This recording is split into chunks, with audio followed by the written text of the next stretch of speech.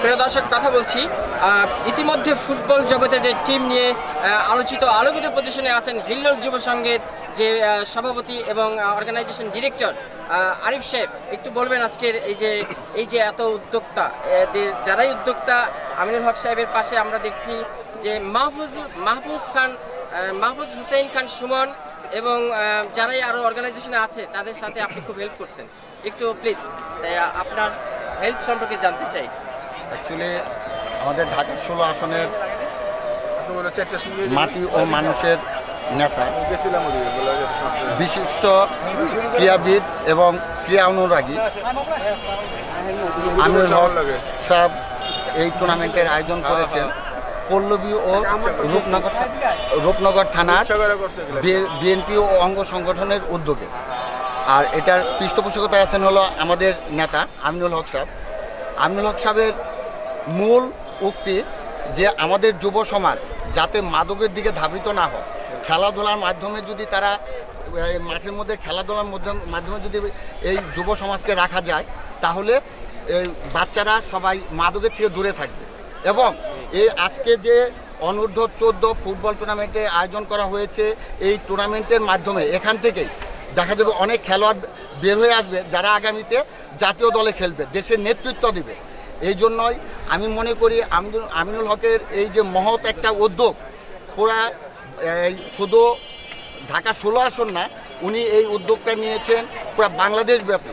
এবং এই জন্য জাতীয়তাবাদী ক্রীড়া দল হিসেবে একটি দলও উনি কেন্দ্রীয় কমিটি অনুমোদন দিয়েছেন যে এই দলের মাধ্যমে আমরা আশা করব যে আমাদের যুব সমাজ মাদক প্লাস এই যে মোবাইলের যে আসক্তি, এইসব বাজে যে কাজগুলি আছে এখান থেকে দূরে সরে এসে তারা তাদের লেখাপড়ায় মনোনিবেশ হবে এবং খেলাধুলার মাধ্যমে তাদের শরীর স্বাস্থ্য ঠিক রাখবে।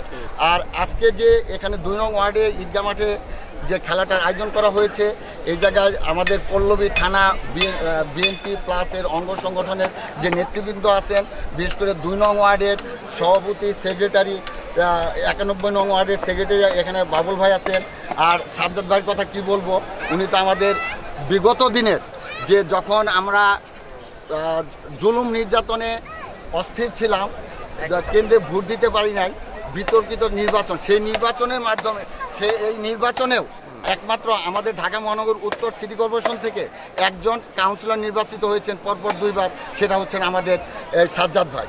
সাজ্জাদ ভাইয়ের গ্রহণযোগ্যতা ছিল বিধায়ী উনি এই নির্বাচিত হতে পেরেছেন।